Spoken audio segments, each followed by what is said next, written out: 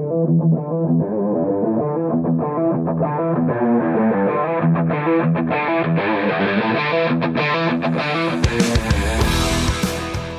to the Automotive Diagnostic Podcast. We're going to explore ways to sharpen our diagnostic skills, find learning resources, and hear from experts in the automotive field. Hey, what's going on, automotive world? Welcome to another episode of the Automotive Diagnostic Podcast. My name is Sean Tipping, and I'll be your host once again for this week's episode. Joining me on the show today is Justin Morgan. If you're not familiar with Justin, he does tech support for BMWs through a company called LMV Bavarian, which is based out of Minnesota. And Justin's joining me on the show today, talk about how he got where he's at, what exactly he does. And we're also going to talk about why being a beginner at things is actually a really good thing for you, and maybe to encourage you a little bit to do so.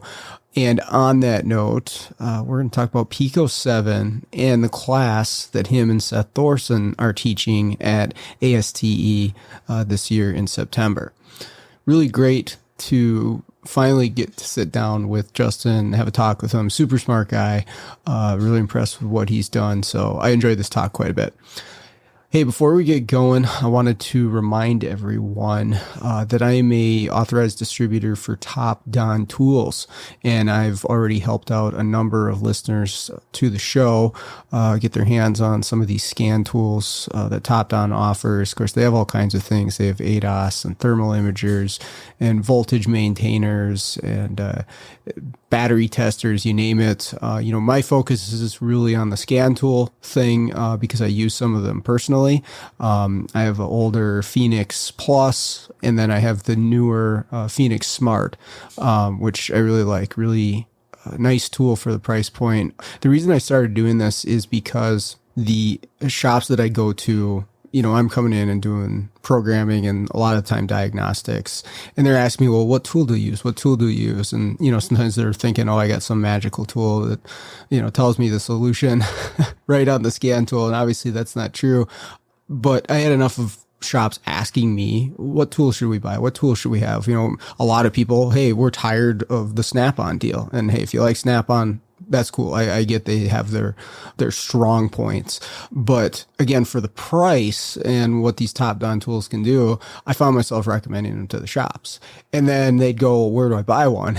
And there wasn't a local distributor to where I'm at. So I signed up for it. That's how I got into this. But I figured, I have the podcast. I have a lot of people who are into this stuff, and I would offer that up to listeners. I could get you a deal on the tools as a listener of the show. So if you hit me up, Facebook Messenger, or through my email, which is in the show notes of this episode, I will be happy to answer any questions you have, get you set up, get you a tool, and then I'll help you out with any questions you have, help you get it set up, whatever you need. So with that all out of the way, let's jump into the episode. Well, good evening, Justin. Thanks for joining me. I appreciate it. How is it going? Hey, I'm super glad to be here.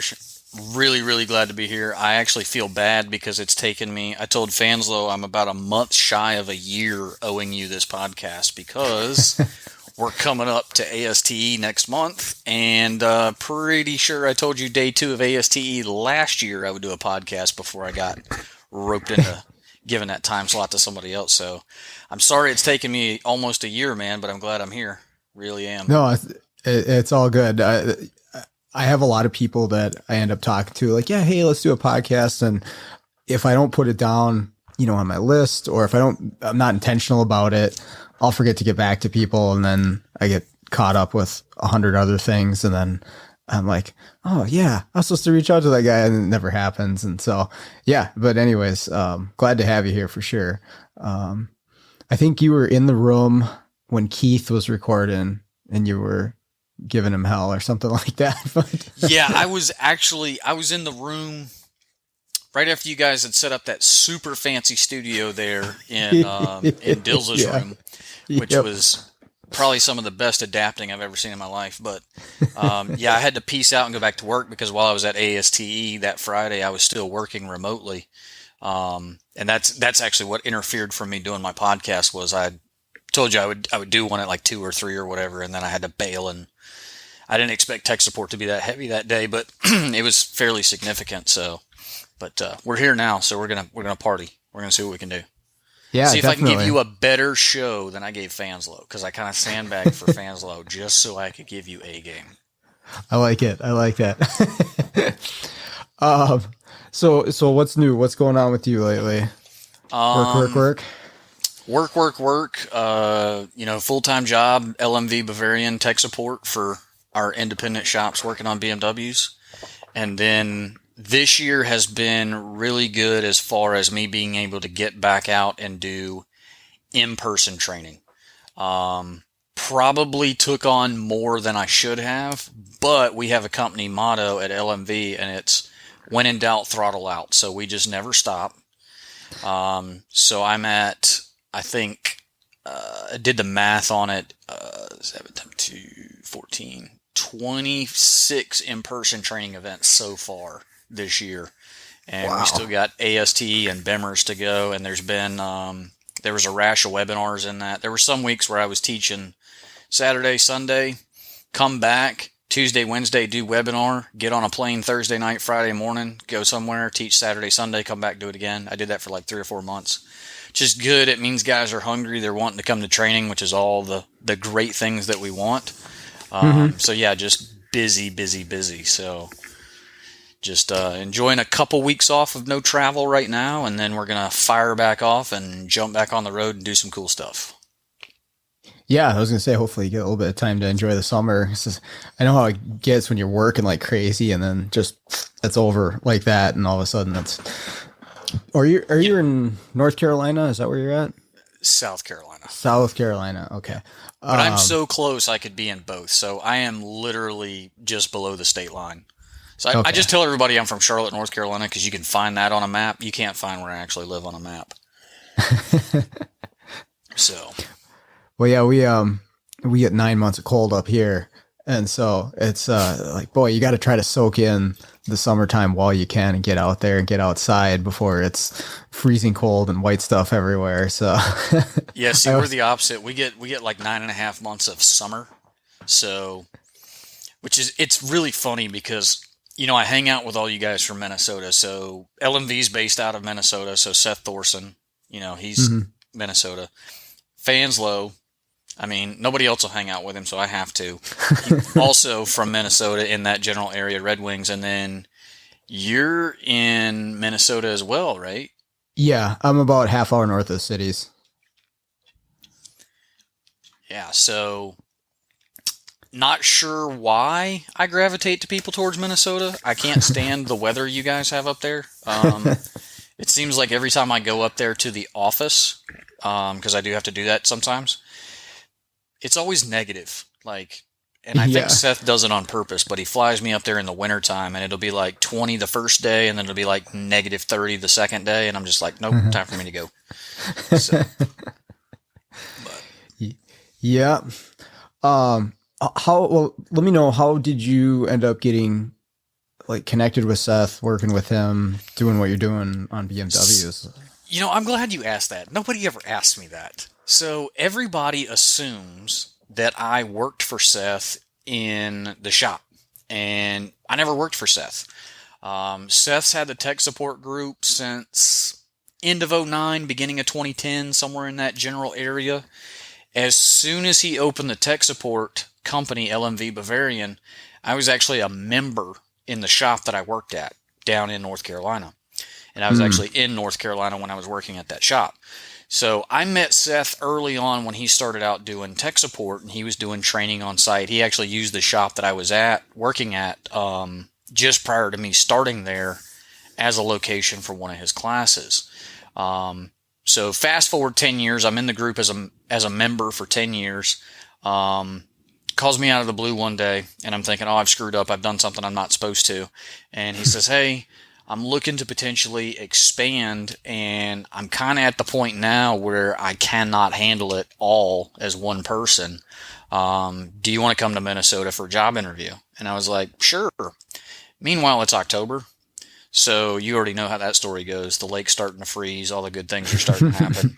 So Yeah. I got off the plane, froze my butt off. We did a working interview. We actually did a case study on a problem that was becoming fairly common at that point to see if we could come up with our own test procedure.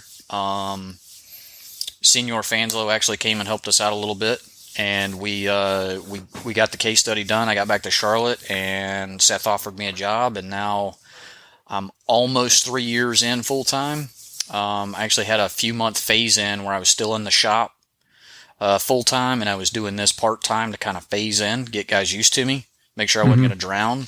And now this is what I do. Probably 50 to 60 hours a week is remote tech support, just for BMWs.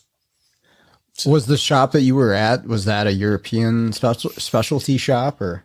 Yep. So I've been very fortunate in my career that the longer I spent in the trade, the more I got to specialize. A lot of guys never get that opportunity. I've been very fortunate. I started out working on everything like everybody does, and very quickly I went, this is stupid.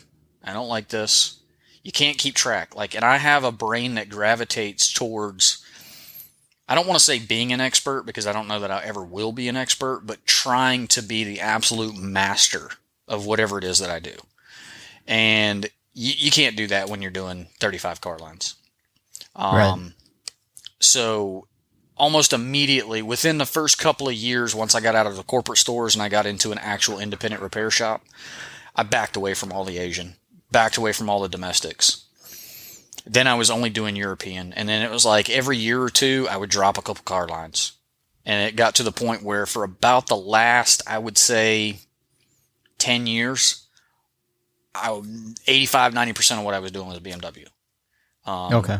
Which is kind of unheard of in the aftermarket world, right? There's not very many shops that will allow a technician to only work on one thing. Now, the last shop I was at, in order to get to that point, I had to make a deal with the boss. And the deal was I could do all the BMW, but I had to take every BMW that was handed to me. Gotcha. To which my reply was, sure, I might bitch, but I'll bitch while I'm working. And so I had the opportunity to really become, again, I don't want to say expert because I feel like I'm not an expert, but I got to really specialize only working on BMWs. And then the vast array of customer base that we had a ton of body shops. We had a ton of used car lots. We had good car lots, bad car lots, the worst car lots you can think of. And we also had public auto auctions, which if you don't have a public auto auction in your area, let me explain to you how bad this is. So all the cars that go through the wholesale auction, whether it's Mannheim, Hendrick, whatever, at the end of the week, they might have a whole bunch of these cars, hundreds. This public auto auction rolls in and says, hey, we've got $20,000 in liquid cash. How many of those cars that didn't sell can we buy? And they're literally buying them by the tonnage. Jeez. And they take them back to their lot. And they take as many of those cars as they can and make as many sellable vehicles as they can, which on a good day are rough wholesale cars. And they put them on their public auction lot. And they charge people $20 to get in on Thursday night. And they start pushing the cars across the auction line at damn near retail pricing. And people bid them up. And they're extra crappy. Like they're the crap of the crap. Like they're just turds. And I'm talking 2 cars welded together to make 1 car. I'm talking powertrain out of this one, wheels off this one, interior out of this one. Just you name it. I can tell you, if you think you're really good at diagnosing cars, work behind those guys for a year or two, because you'll learn real quick. You will never be able to diagnose man-made problems fully, because these guys can invent things that you've never even thought of. I had a car that was rewired one time. They rewired most of the engine bay after a fire, and they only had 2 colors of wire. Oh, no. It was like working on a freaking Freightliner, man. Everything was yellow or everything was white. It was bad. So bad. Oh, my God. I hated it at the time, but it really made me a stronger technician, because at that point now you've just got to rely on your detection skills. You've got to rely on your critical thinking skills. You know how the system works. You know what it takes to make it work. Nothing else is going to be right. The location's not going to be right. The wire color's not going to be right. At a certain point, service information just kind of goes out the window. So you get to be really good. I call it almost like James Bond, because there's no game plan. You have a bunch of skills, and you get to use them in very uncommon ways. So that was fun. It's fun. Right. Probably sucks in the moment, but what you get out of that at the end of it's, a normal pattern failure car now is just going to be just a breeze. It's nothing, compared to the crap that they're sending at you that way. The joke in our shop was, if we ever got a virgin car, we wouldn't know how to fix it. Like, if things were where they were supposed to be and they had like the right brake calipers or the right wiring, or we wouldn't know how to fix them, because they wouldn't have been screwed up. Right. So it was interesting, and I don't recommend anybody do that, but it's, those cars are going across the auction line whether they get fixed or not. So at one point we just said, we're just going to do what we can to make money on this and do the best job we can. And we sorted a lot of those cars out. A lot of those cars went right back to the junkyard. So, but yeah, it was fun. So awesome. So then, so now you're doing over the phone tech support specifically for BMWs, right? Yep. So we service independent shops pretty much across the entire country. We've got some guys in Canada. At one point, we still have a couple guys in Australia. We had two guys in Africa. We had two guys in the UK, and we've currently got one guy in Jamaica. So, yeah, occasionally we get to deal with engines we don't even have in this country. But yeah, it's fun. Okay. We only get to work with independent shops, which is fun. And we basically provide, like, if you've ever worked at a dealer, you always have some level of engineering or some level of field support that you can reach out to. Field service reps, technical, whatever, Puma, Tesoro, whatever they want to call it at your dealer. Basically, that's what we are for the aftermarket. We offer that resource. Like, you get in a jam, here you go. We're gonna do our best. We're gonna dive in there. We're gonna try to see if we can get you through this problem. Every tool that we have available to us, we're going to use. Team Viewer, I'll remote into any tool you have that has access to me. I don't care. If you have a scope and it has Team Viewer on it, great. If you have something I can remote into, whatever. I've remoted in some weird stuff. I've remoted into not too long ago. I team viewed into someone's cell phone, and they were running the new generation Snap-on multimeters, the advanced multimeter. Sure. They were running I guess they were running the app for that on their phone or their tablet or whatever. Okay. And I remoted into that device so I could physically see what we were doing on the graphing function, just so I could say, okay, yeah, there legitimately is no voltage drop there. So yeah, it gets exciting sometimes. It's just real exciting. Well, yeah, and talk about being creative too. I got to imagine trying to do this stuff over the phone. You've really got to have that extra level of problem solving skills, because you're not only trying to fix the car, you're trying to do it through a really difficult medium where you can't necessarily see it, maybe pictures or videos, but you're dealing with a human that's going to potentially be creating some problems. Yeah, and anybody that you talk to that does tech support, any of the guys at AutoLogic, Perkins will tell you the same thing, because he does some tech support on the side through his group. For the most part, the guys that are involved in the service are pretty good. Mm-hmm. I would say it's going to follow the typical bell curve, just like the rest of the trade does. You got 80% right in the middle that, they're doing it, they're just missing something. 10% that are freaking superstars, and when you get a post from them, you don't even want to call, because if they can't figure it out, why am I going to figure it out? And then you have that bottom 10% that's just, whether it's workload, whether it's their mentality, whatever, they're just looking for an answer. They don't care how they get it, they just want an answer. Mm-hmm. So some of that plays in. Honestly, when I started, I was hung up big time on the fact that I can't see it, I can't touch it, I can't smell it, and I don't even know what color it is. Like, I have no idea what's going on with this car. What I have learned is that is mostly a benefit because I am completely removed from the situation. So I am not trapped in that, I hate to say box, but I'm not trapped in that battle. And normally when I get tagged in on something, it's already a battle, right? It's already a science project. So the guy's already frustrated. He's irritated. He's done everything that he can think to do to diagnose this car. And it's not that I'm any smarter. It's that I'm literally 1,000 miles away. And I can go, well, what if we go about it from this direction? And they go, huh. You know, like, I got a misfire. Well, let's start at the back. Let's check tire pressure. You know, something crazy like that. It's not always that crazy, but you get what I'm saying. You go about it from a different, because I am completely removed. I am not emotionally involved in this car. Right. Now, I'm not going to say I'm not always emotionally involved. There are plenty of times where it turns into a real crap show, and now I'm emotionally involved. But it's actually turned out to be somewhat of a benefit because I can back up and I go, look, I get it. The car's a nightmare. It's on its 5th owner. It's not been taken care of. My job is actually easier because I'm not worried about all these other things. I can break the system down and say, okay, if we unplug this, this should be the response from the vehicle, or this should be the substitution from the vehicle. Does it do that? No. Okay.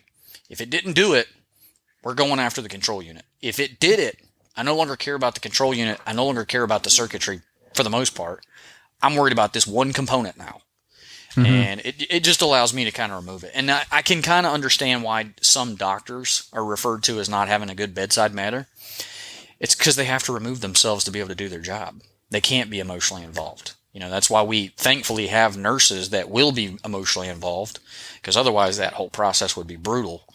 But for me, I can be emotionally disinvolved with the car. And sometimes that helps. Sometimes it's not good, but for the most part, I think our guys do a pretty good job. Now, I can't speak for the other services because I don't know what their customer base is, but for the most part, our guys do a pretty good job because we have a standard format. They have to give me as much information as they can about the car so I know what I'm getting into. I can do a little bit of research before I call. You know, I'm not just having to get on the phone and go, you know, I've got fault codes, I've got testing that they've done, I've got service history or lack of, whatever. So it kind of helps. It's not as bad as everybody thinks it is. It's not a picnic by any means, but it's not as bad as everybody thinks it is. Okay. Well, yeah, having the proper interview sheet for a customer or somebody working on the car would definitely help, and you can create that to be as helpful as possible for you going into it. But then also, like you're saying, you're not involved with, let's say they did a compression test, right? And maybe they were missing something during the test. You're not involved with that test. Like, as a technician, I'm like, I did a compression test. It's fine, but you got to see it for yourself, you know? And I mean, even when I go into shops, sometimes I run into that, right? Where the guy's like, I already checked the compression on it. I was like, I get that, man. I'm not doubting you, but I have to see it because it's part of my process. And I'm kind of starting fresh, and you find a lot of problems that way. It's just like, you know, they're missing something, they're doing something wrong, their tools, whatever. And going back over everything is tough when you're in it, when you're in the weeds, and you're the guy that, like, I know it has compression, you know? You are so correct. Like, and I'm sure that you run into this because for people that don't know, for some reason, you don't know this, Sean is mobile diag, and Sean's really good at what he does. There are times where you show up on site, just like there are times where I get tapped into a case and I say, all right, well, you know, it's an engine performance issue, misfire, whatever. Let's do a compression test. I already did a compression test. It's good. Really? What does good mean? Right. So, and then we go back and we check it. So BMW has an added benefit. All of our modern cars, there's no published spec for compression. The compression is actually, the specification for it is hidden inside of a test plan on the factory scan tool. And one step further, you actually have to get into that test plan and get to the point where it tells you what the number should be, you have to have the factory measuring interface, which for BMW is called an IMIB, but it's basically a 2-channel scope that kind of tags into your vehicle interface. It, you know, hooks to your computer, and the tool uses it in conjunction. So guys will tell me, oh, I checked compression. It's all good. They're all even. Yeah, but what number did you get? Oh, I don't remember. Well, let's do it again. Just hit one or two cylinders. Just hit one unaffected and one that's, flagging for misfire. They'll come back and they'll tell me, they'll be like, 140 PSI. One's 140, one's 147. Okay. You got a timing problem. What? Yeah. Compression for that engine, I've checked like 300 or 400 of them in this specific engine. It's like 230 PSI brand new out the box, and 205 is normally what I see. Like, you're at 140, like, dude, that's low. That's like 40% low. That's bad. So, and they don't get that. And like you're saying, sometimes guys get upset about that. And I get it. I'm not there to tell you how to do your job. I'm here to tell you that I'm a professional punching bag. I get beat up a lot by cars. And because I'm able to get beat up and document those and remember things, I can go, well, that should be 220. You're at 140. That's a problem. I get that they're all even, but that doesn't make them all good. That just means they're all bad. Just some are less bad. But yeah, you're right. So that part does create an issue because you can't see how the testing's done, and sometimes you can't get the specific results you need. But most of the time, if you kind of push just a little bit, you'll get them to do it, and then they'll come back and they'll, oh, okay, well, and you'll discuss how you know, and then we're good and we carry on. But yeah, that part can be a challenging. Working through someone else's hands sometimes can be a problem.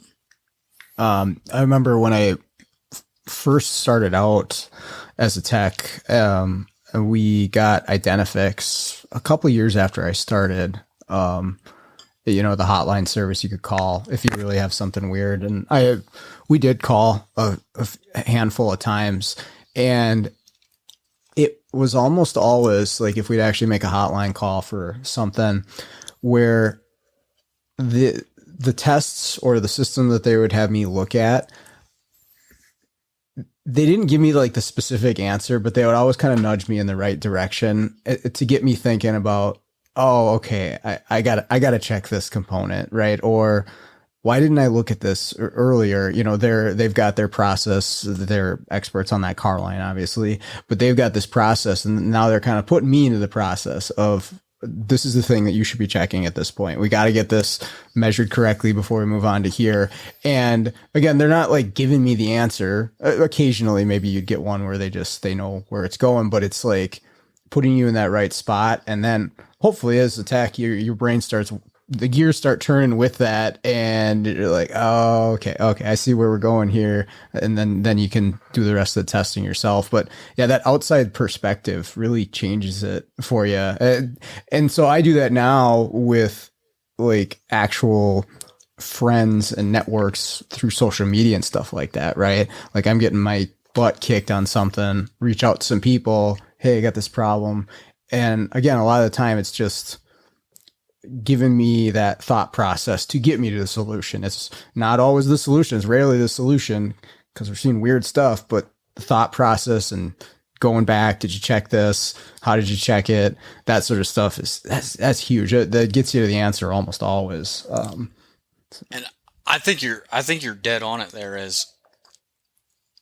I think if you talk to most anybody that does what I do for a living, again, regardless of who they work for, whether it's Identifix or AutoLogic or whoever, XYZ, I think most of the time you're going to find that we're not calling you back and going, yeah, it needs this. Most of the time we're calling you back and saying, okay, let's back up. Let's take a 1,000-yard view here and just say, this doesn't matter. This doesn't matter. Let's focus on this one thing. Let's test it. And we might get to the point where we're having to diagnose to exclusion, right? Which is the worst diag ever. I hate diagnosis by exclusion because there's always that air of unknown. But very rarely, I think, do you get tech support guys, and I'm sure it happens, but I would say most tech support companies are going to lead you to a path versus just call you and go, oh yeah, this, yeah, it totally needs an engine. Or it totally needs this module, and I think it's the same way whenever we do that networking online, because I do the same thing for guys that I know. We'll discuss things. And what's funny is most of the time when guys reach out to me, it has nothing to do with the BMW. It has nothing to do with the BMW. Now, fortunately, I get to hang out with some pretty smart guys. Probably some guys that are way above my weight class. But normally when they call, they're just looking for that outside view. You know, I just talked to somebody yesterday, a really good friend of mine, about a freaking Nissan. Man, I quit working on Nissans years ago, but it doesn't matter. There's only so many ways to do something. And, you know, if it's a 3-wire sensor, it's got to have a power, it's got to have a ground, and it's got to have a signal wire. I mean, it can only work that way. So by us backing up and looking at something, we were able to, I think it was an EVAP problem. But we were able to kind of narrow down, and I was like, well, you know, if you release the vent and the fuel tank pressure doesn't drop, like, I feel like the pressure sensor is not doing its job, or the valve's not really doing its job, and it's not super easy to get to that fuel tank pressure sensor, so let's manually check the valve and see if it's good, and if it passes, process of elimination, at the minimum, you're pulling that tank down to get to that sensor, so at least we're in the right path. I kind of hate diagnosis by exclusion, but I think that is the Achilles heel of support. Is unfortunately we find ourselves on the bay a lot of times, and techs that are still in the bay full time, you know this to be true. There's times where you get a cut and dry answer, and then there's times where you rule out everything you can, and you're still left with A or B. And there's no right or wrong way to choose A. Some guys will always choose the least expensive. Some guys will default to statistics and say, well, with this issue, if it's not these other things that I tested, it's not circuit, it's not voltage, it's not this, it's most of the time this component, they'll default to that. There's not a right or wrong answer there. And you're never going to win every battle. I don't care if you're on the bay working full time, you're never going to win every battle you get into. If you do, please call me. But no, I don't know anybody that's ever won every battle they've ever gotten into with a car. So you can't do it. Either if you are winning it, then I feel like you're probably not challenging yourself, and you need to step it have up. A different role in your shop. Which my joke there is, I tell guys all the time, it's like, eventually you're going to do something that seems stupid and it seems like first day stuff. Like I tell guys all the time, if you've never put a brake caliper on upside down, you ain't done enough brake jobs. It's going to happen. You're going to get, whether you did it or whether the part store got you, you're either going to get 2 rights, or you're going to swap the right and the left, and you're going to go, damn it, this won't bleed. And about 2 hours later, you're going to go, wait a minute, the bleeder screw's on the bottom. That's not right. Like, that's going to happen. But I feel like if that's the only thing you're running into, you know, the only thing you run into that's a challenge is when you make a mistake, I feel like you're probably not quite in the right role you need to be. Now, guys will give me flack about that and say, well, that's where I make money. I get it. But to really become a master of your craft, I feel like you have to challenge yourself. And I'm not saying you got to get in a boxing ring every day. I just feel like you should be challenging yourself.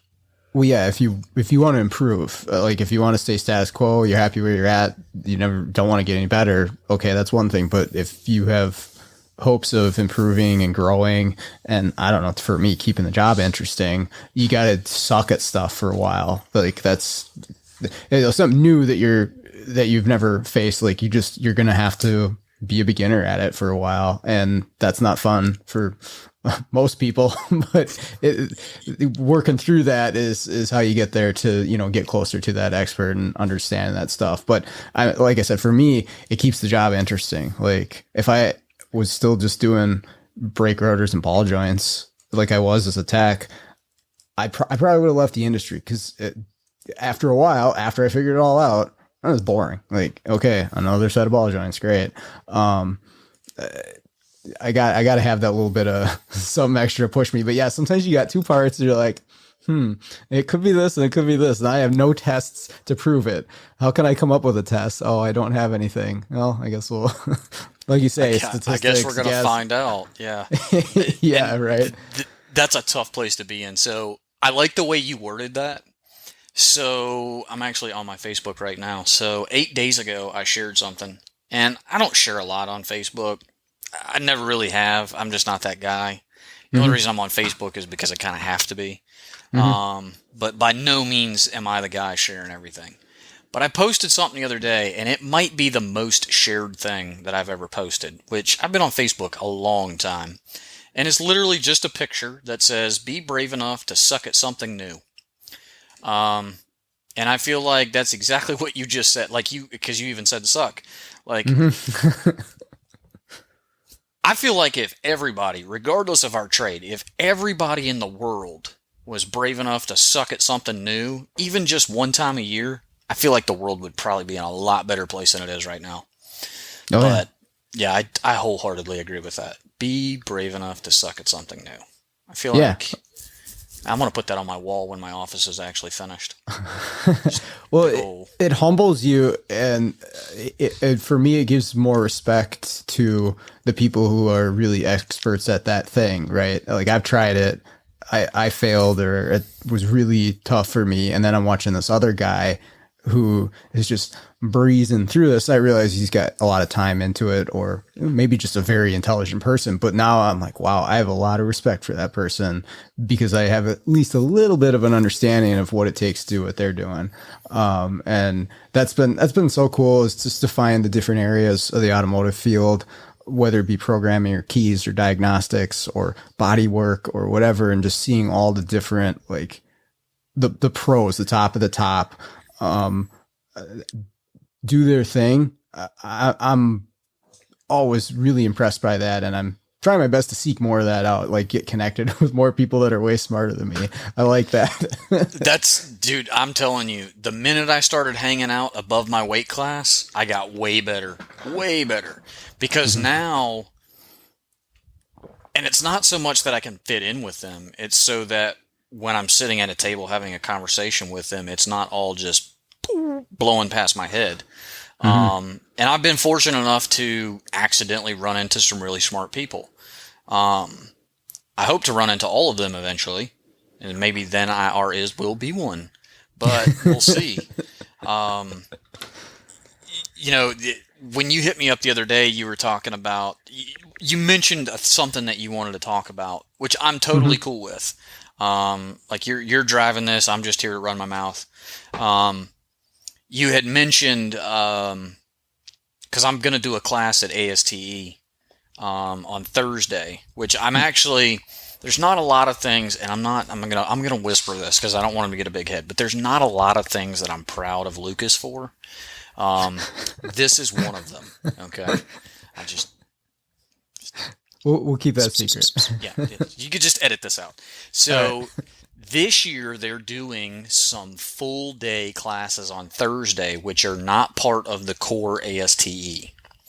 Now, that seems, just looking from the outside in on Facebook, that seems to create a little bit of chaos because guys don't quite understand, well, if it's a 3-day event, I should get a 3-day pass.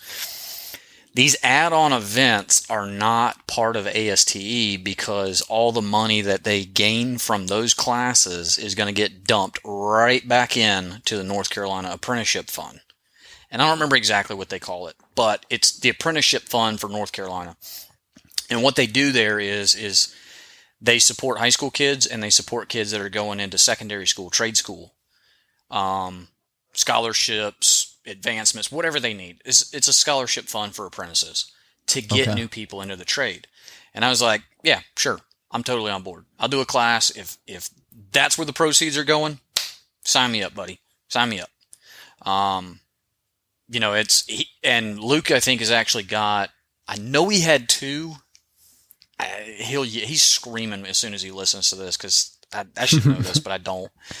I'm almost positive he has one of his first apprentices full-time in his shop, and I think the second one's still with him too. Both came from that program. Oh, that's cool. So, and I know you do some teaching, so that's kind of cool to see. But we're doing this Pico 7, and where I got off my beaten path here is be brave enough to suck at new things. Is this Pico class I'm doing is 7. It's Pico 7 class, and a lot of people don't like 7. And I think most of it's because it's different. Now, I realize that this is not 100% software, right? 100% software means that it's ready to go. Everything just works. But in reality, there's nothing we deal with that has 100% software. People can't see this, but I'm holding an Android phone up right now. This thing gets software updates every month. Piece of crap. I'm staring at my computer. It has OE software on it. It got an update today. Right in the middle of my day, right when I absolutely didn't need it to happen. That's always BMW dropped updates. And once they drop updates, you can't use the tool until you update. So it's not like other manufacturers where you can kind of like bypass it for a week or two. No. Update drops, you're locked out till you do it. So the point of this is software's never done. Okay, it's never done. There's always going to be a patch. There's always going to be an update. The minute that it gets finalized and it's just everything works, well, now we have to redo the interface, what they call the UI, the user interface, because it no longer is as efficient as it should be for the latest operating system. In our case, 10 and coming 11. So I get it. I used Pico for years. Like, I think probably 13, 14 years at this point. In fact, my first... Say again? Oh, how long was 6 out for? I don't even know. Oh, God. 6 came out. So Fanslow's going to yell at me, too. But I think 6 stable came out 06-ish. Okay. I think. I don't remember. It's been out for a long, long time. Long-ass time. It was due for an update. Now, the reason that they jumped on it as early as they did is because they knew 6 was struggling with 10.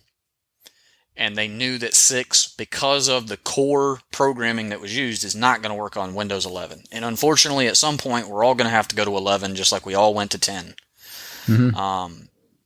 So 6 is not going to work on modern computers. Now, they're not telling you can't keep using 6. They're just not going to support it. If you need technical support, won't install, this doesn't work, that doesn't work, you submit a bug report, there will be no more updates for 6. 6 is not going to be supported by Pico anymore. You can still use it. They're not going to lock you out of it. They're just not going to support it. So guys are going to have to learn how to use 7. And I say guys, meaning everybody in the trade. Everybody in the trade. I'm probably getting yelled at by one of the females in Atlanta right now, Kat. She's probably like, but... Everybody in the trade that's using Pico is going to have to start using 7. Now, I will admit 2 things. 1, I'm on the beta team for the software. 2, when 7 first came out, not super wild about it. I hated it. It was brutal. I hated it. Yeah, that's the same boat. Yeah, it's because it was new, is what it was. I sat down and I asked myself, all right, what do you not like about it? And every time I got to that answer, it was because the button's not where it used to be. I was like, okay, well, that's not a software problem. That's a you problem, buddy. So we're gonna do an 8-hour class, but we're gonna throw a twist at it. So again, because my life is BMW, that's all I really care about anymore. All the other car lines are dead to me. This is an 8-hour Pico 7 for BMW techs. Now, does that mean that if you don't work on BMWs primarily, you can't come to training? No, it does not mean that. What it means is that all the examples, all the things that I'm going to be scoping, all of the sensors that we're going to learn about, all the systems we're going to learn about are on BMWs. But Sean, communication networks. Right. Do they not typically migrate to other manufacturers? Yeah. The electricity doesn't care if it's a Honda or BMW or... It doesn't care. Yeah. So the nice thing is we're going to be able to do we're going to be doing live demos, so it's not hands-on. It's kind of hard to do hands-on when you have a large class. It's not impossible. It's just difficult. So we're going to do live car demo. We're going to go through basics of Pico 7 operation. We're going to do some advanced functions of Pico 7, but we're also going to mix in real-world stuff. We're going to mix in how this sensor works and how to scope it properly. And I'm not just talking about old stuff that nobody cares about. I'm talking about active crankshaft sensors. I'm talking about active 2-wire magnetoresistive sensors for wheel speed. I'm talking about the latest communication networks, FlexRay. We're 3-phase motors. We're going to throw some stuff in there that, fortunately, BMW was the first idiots to use. There's 2 things that are always going to be true of BMW. 1, it's always going to leak coolant and oil. It's the second phase of ownership. It's always going to leak coolant and oil. 2, BMW is never satisfied with the status quo on networks, and they will always continue to be on the forefront of networks. Whether they're dumb or not, we got to have networks, and we got to have proprietary networks that, if we're lucky, turn into standards. But the good news is FlexRay is a standard, and it is already migrating. It was paid for in a consortium by a bunch of manufacturers. You're talking chip manufacturers, engineering firms, industrial maintenance, and 6 huge car manufacturers. So this ain't going away. This is here to stay. So we need to know how to deal with it. But I think it'll be a good class. I've always had good response. I actually just finished redoing that class because initially when I started teaching it, it was 6 only. That class was 6 because that's all we had. Mm-hmm. Then towards the end of last year, I made it 6 and 7. So we were kind of dipping our toes into the 7. Now the class is 100% 7. I don't even use 6 anymore. I wish I could share my desktop right now. I have 6, I have stable 7, and I have beta 7 all on my computer at the same time. I can't tell you the last time 6 was opened. I don't even use it anymore. 7 has gotten good enough that 95% of everything I need to do, even advanced stuff, is in there and it works. At least on the early access side, I know there are times where the stable release is kind of broken. So I'm not recommending anybody go 100% 7 unless you want to deal with the early access software. But guys, it's almost there. It's almost there. It's freaking bomber now. Yeah, it's one of those things too where you just gotta reserve yourself and say, yes, I'm gonna do this. I'm just gonna use it. I'm gonna figure it out. It's like when they got rid of the home button on the iPhone, right? That was, I don't know, a couple of generations ago. And I had an iPhone since '08 and I always had the home button down at the bottom. And now it doesn't. Now you swipe up from the bottom. Drove me absolutely crazy for the first like week. And then I got over it. And now it's just normal operation, right? So you adapt to this stuff pretty quickly if you force yourself to do it. But I mean, I've been procrastinating because when I'm about to pull up the Pico, I'm just like, 6. I know all that where everything is. I need to get this done quickly, whatever. And so then, I won't do 7. Most of the time, actually, when I've used 7, it's when I download Known Good and it automatically comes up as 7. So or somebody sends you a file and says, hey man, when you get a minute, can you look at this? And you open it and you're like, oh man, it opened in 7. Yeah. Well, I guess I'm here already. I might as well. Yep. So not 10 minutes ago, I said, be brave enough to suck at something new. Mm-hmm. That's exactly what we're talking about. Be brave enough to suck at something new. Because when you go to first use it, I mean, it's like learning it all over. But once you start using it, you realize how much easier it is.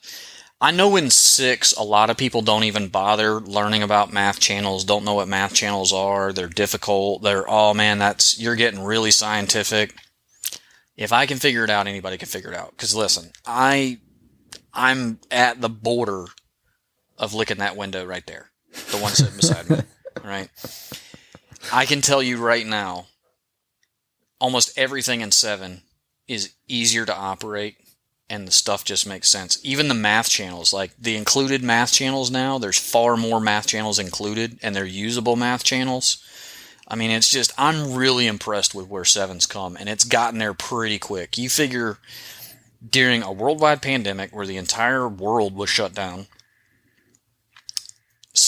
supply chain issues, work issues, labor issues, and these guys still got to a stable release software in about 14 months. It's pretty impressive. And when you find out how many guys work on the Pico project, you go, wow, because there's not that many. It's not like Microsoft where they have like thousands of people programming. It's Pico where we have where they have 15. Okay. Wow. I'm super impressed.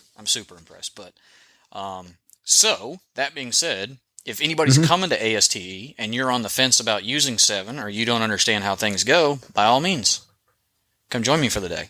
I think it'll be a good time. Anybody that's been in class with me knows at minimum we're going to have a good time. But we're also going to try to learn as much as we can. It's try to show you everything I know, which probably won't take long. No, it's a good 8-hour class. It's fairly fast paced, but I'm never going to leave anybody behind. Just it's not worth it. I would rather dump some content and everybody be on the same page when we left than have anybody left missing the boat. So I think it'll be good. Hopefully the ASTE crew's happy with it. And like I said, the one thing that really got me on board with it was the goal of this, which is those Thursday classes is to support that apprenticeship program, which I thought was honestly, I don't know that I'd have been in Raleigh for an entire week to do ASTE if it wasn't for that. I would have just come in for the weekend and then rolled back out. But as it is now, I'm going to come in Wednesday and I'm going to leave Sunday evening. And that's why is I think it's a good deal. Yeah, that's I didn't know that about the scholarship. That's awesome. Or apprenticeship. And I'm sorry if you mentioned it already. Seth's teaching the course with you. So Seth and I are going to do the Pico class together, and then Seth is also going to do the title of the class is Dipping Your Toes into Teslas, but it is things that you're going to run into if you just want to start getting into working on Tesla. It's not going to be what people think it is, but it's going to be far more useful than what people think it is. That class is going to talk about things that you are actually going to do right now, things that you need to be able to access to do them right now. A lot of people forget that a Tesla is still a car and not a very well built one, which is why guys that work on BMWs like to work on Teslas, because they're like, ooh, look, another thing that falls apart. Man, I'm telling you, there is tons of work that has nothing to do with hybrid systems on these Teslas. There's suspensions, there's brakes. A lot of guys don't know this, but you have to do, and it's not just Teslas, a lot of hybrids, especially plug-in hybrids. You're going to do brake maintenance twice as often as you would on a regular car, especially where you're at. Yeah, especially up here. I know. Because the brakes just aren't getting used. You're doing regenerative braking. So if you don't service those, if you don't tear the calipers apart and lube the pads and lube the slides and service the brakes, change the fluid. Yeah. Grind next all the year, rust your off. caliper is going to be seized up rock hard. So he's going to talk about that, parts resources, tooling resources, things like that, things that get you prepared. And then I'm going to do, so he's going to do that separate by himself. And then I'm going to do I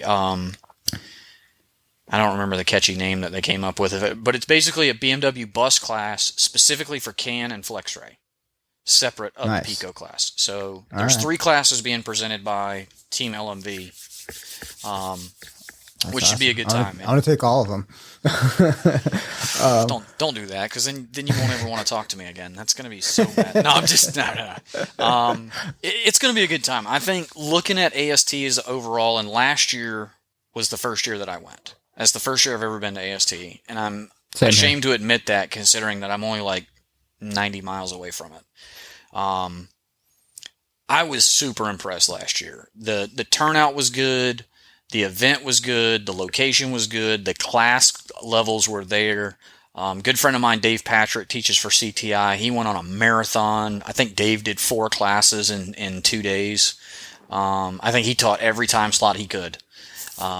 Just tons and tons of content available to guys in this region. Not just domestic, not just Asian. There was Euro stuff. It's a good event. It really is. It's a really good event. I was super impressed. Yeah, I had a really good time last year. Looking forward to it again. So I know some of the stuff that Seth's done with Teslas up here, and you guys are what appears, at least to me, is like on the cutting edge of the European side of things. What goes into that? I'm sure there's some, stuff that you can't talk about, but like, how does somebody even begin to approach something like a Tesla, where I know they keep a lot of their stuff proprietary, and I know a guy who works for Tesla, and he's told me some of the stuff about like how like secretive they are about, and how much you need their software system to interact with their laptops and all that stuff. But I mean, even whether it's that or BMW, like, what's the approach in order to gain the knowledge and the skills you need to offer tech support or work on these types of vehicles? So Tesla, I can't speak for a lot. I don't do a lot of Tesla. Now, Seth, that's like Seth's new addiction is Tesla. I say new. It's been going on for several years. I think at this point, he's got 3 of them now. I know he's got a Plaid, and I know his wife has an X. And I'm thinking there's one other, but I don't remember. But the process is the same. It doesn't matter. What you do is you get in as many fights as you can, and you run that fight to completion.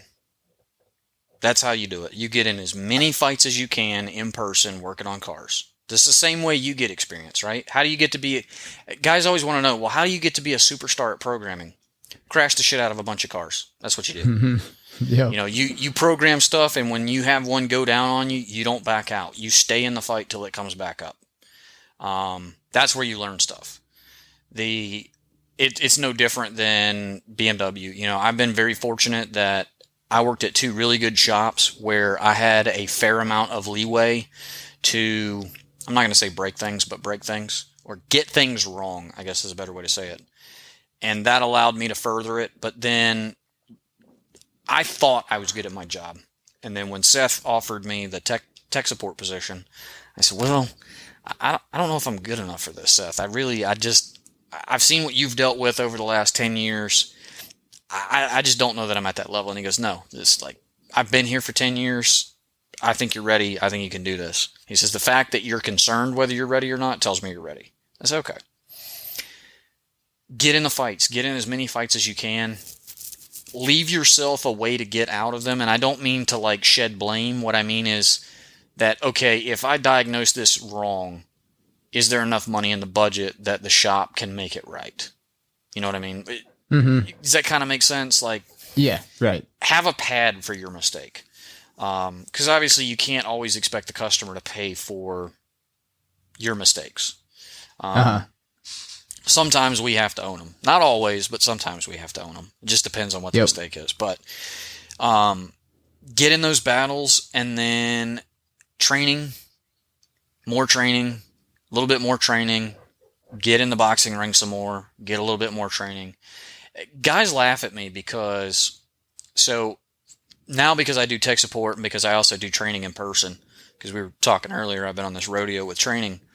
They automatically assume that I no longer have to go to training because I am some expert. I am some messiah of the automotive industry. I'm not. I'm still a student of this craft just like everybody else is. I learn a lot every day. I try to get all my mistakes out of the way by 9 o'clock in the morning. That way I can have a good day the rest of the day. But I'm telling you, I still do. I think this year I'm up to 34 hours of training myself. Not performing, attending. I have attended. Oh. Yeah. I still attend training.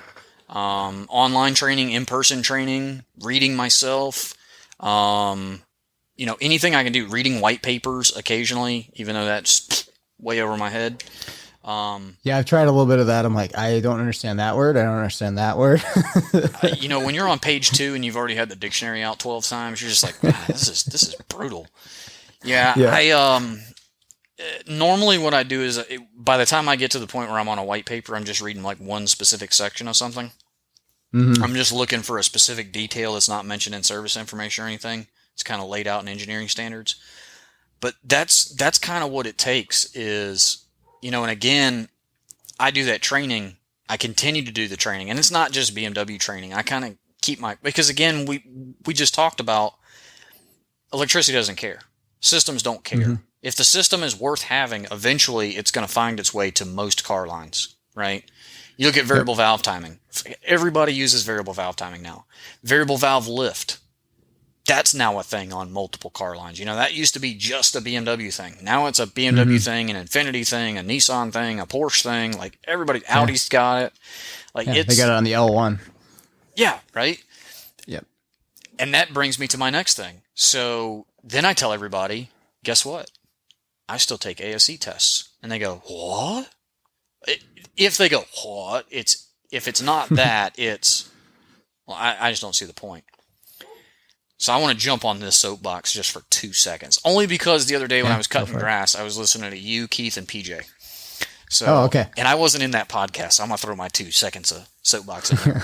Here's my stance on ASE tests. I'm very much in the same regard as Keith.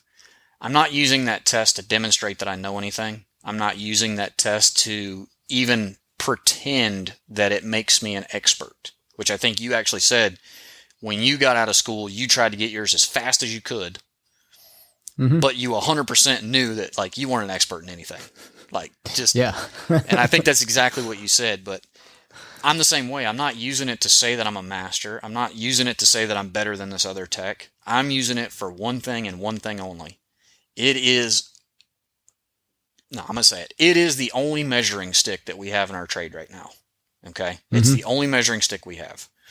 And I use it to see where I am weak. That's it. I don't use it to show me that I know something. I use it to show me where I'm weak. If I take, because June this year, I had to recert A1 through A8 minus A2, so that's 7 tests. I had to recert L1. I took L3, and I have an L4 scheduled. So in June, I took 10 tests. I was actually surprised at how good the tests have gotten. There's been, like you said on L1, you had variable valve lift. I was blown away that a lot of 5-gas questions came off of L1, and there was modern systems. I was impressed that I took brakes, which is what, A4, A5? I took brakes, and I had more electrical questions than I had hydraulic questions. I had traction control problems more than I had hydraulic, more than I had measuring. I was kind of shocked, in a good way. But I used that test to kind of keep myself within the bounds of going, oh, I'm weak here. I'm not like these specific questions, but this subject. That's where I'm weak. You know, when I took the A9 test, I'm okay at diesels. I grew up in a heavy duty diesel family, but most of everything I work on is light duty. I did really well on that test. I do tons of emissions problems, tons. Like, if I'm on the phone with somebody for a BMW diesel, it's involving the SCR. Like, it's SCR and this, right? There's a body systems issue and it's an SCR lockdown. I got 3 out of 5 questions on emission systems wrong. And I went, how's that possible? But I figured it out. What I was doing was I was not slowing down and reading the whole question.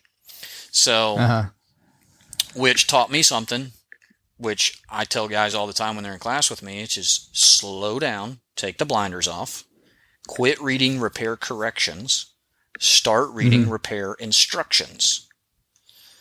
And everybody's, well, it's like, they're the same thing. It's just whether you read it before or after you screwed it up. Okay, it's the same piece of paper. But so I still take ASEs. Does it mean that I'm better than somebody else? No. Okay. Does that mean that our friend Tuari in Africa, because he has like 4,000 ASC certifications? All of them. Yeah. He has all of them. Like all of them. They invented tests for him to take. Does that mean he's the best tech in the world? No, not just for passing the test. What makes him the best tech in the world is that he's from nowhere with 0 resources and still manages to do things that guys won't do in this side of the world. That's what makes him the best. So that is really, really cool. It is. But I just shout out to him. I think he's like the coolest guy in the world, but I try to take the tests. Again, not because it makes me look smart and because it looks cool on the bottom of my email when my title's like this long. It's just to keep myself grounded and keep myself focused as to where I'm strong and where I'm weak in a subject. And then I still do in-person training, because just because I am now a trainer doesn't mean that things aren't still changing daily. And I need to be aware of those and not put my head in the sand. So it's kind of cool, but guys, for some reason, guys are shocked when I tell them that. It's like, I'm still doing training. And they're like, yeah, I was in your class. I was like, nope. Right after that, Tuesday, I was in a class myself as a student. And they're like, huh? Well, that's why. Yeah. I actually got 2 tomorrow morning. I'm going to, I got to recert the L1 and then I'm doing the L4 for the first time. So that'll be my morning at Prometric tomorrow morning. Yeah. I think I forget the numbers too, but the manual drivetrain and transaxle, that is by far my weakest test out of all of them, for sure, because it's the stuff I did the least of. Like, I changed some clutches and, a couple axles and axle seals, but I wasn't the drivetrain guy, like rebuilding diffs and taking apart manual transmissions. I don't know that many people are anyways, but that's the test that I really actually have to study for, because I don't know that stuff. And it's funny because almost everybody says one of the same 2 tests: automatic trans or manual trans. That's always the ones that get everybody. And I think it's because most of us, especially in the aftermarket, Like, who rebuilds transmissions? Transmission shops. Transmission shops. Like, the average general repair or diagnostic guy or whatever is not building transmissions. And so most of us are like, well, if I can't fix it with fluid, I can't fix it with the valve body. It ain't my problem. It needs a transmission. And I used to be the same way, but then I took that test, and I'll be completely honest, I bombed the automatic transmission test the first time I took it. Hell, I bombed it worse the second time I took it. Because I had no concept of how anything worked above the valve body. And then it got to the point where we were constantly having issues with getting transmissions built locally. They always came back with problems. We'd send them in for a park and 4 neutrals, and we'd get it back, and it'd have a park and 3 neutrals and a first gear. Something's wrong with it. And it was like, all right, I've got to be able to start diagnosing this and reasonably knowing which component or components have failed, so I can tell the shop to be like, pay special attention to the Teflon sealing rings on the intermediate shaft between A and B, because I have massive pressure loss going into B from 1 to 2 according to the ply chart. So it's got to be leaking there or the drum's cracked. So make sure you check that. That way I don't get it back with a bad seal and have to start the process all over. But that's really what taught me how to diagnose automatic transmissions. Was I finally just got irritated and just pulled one out, tore it apart till I found what was wrong, stared at applied charts, failed the ASE, passed the ASE, then passed the ASE with even more points. And then now it's like, I think when I restarted it, I think I missed like 1, maybe 2. I think it was 2. Okay. But again, that doesn't make me an expert in automatic transmissions. That just means that I have been able to make myself not weak in that subject anymore. So that's what I use them for. But that's my soapbox on ASEs. No, I like it. Cool, man. Well, I appreciate you spending some time with me this evening. This is awesome. I'm glad I could do it finally, man. I try to listen to as many of the podcasts as I can. Which I've kind of been slacking because I've had all these time on airplanes, and I'm going to be completely honest, I keep forgetting to download the freaking podcast before I get on the plane. So, like, I'm way behind. Like I just told you, I just listened to the one that you, Keith, and PJ did, and that one was like, what, 2 months ago? Something? Yeah, it was beginning of summer, close to it, something like that. Yeah, so I'm behind on yours. I'm behind on Fanslow's. Carm's going to disown me because I haven't listened to any of his podcasts in weeks. But I like the podcast. I just wish I had more free time. So I hopefully guys are listening to it. And in my incessant rambling, we've gotten something, I hope. But no, it's been a good time, Sean. I hate that it took me a year to get here, but I'm glad I came. Really glad I came. Me too. So thank you. All right, that's going to do it for today's episode. I want to give Justin one more big thank you for spending some time with me.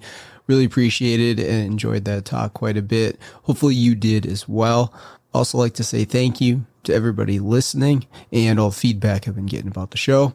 Really appreciate that as well.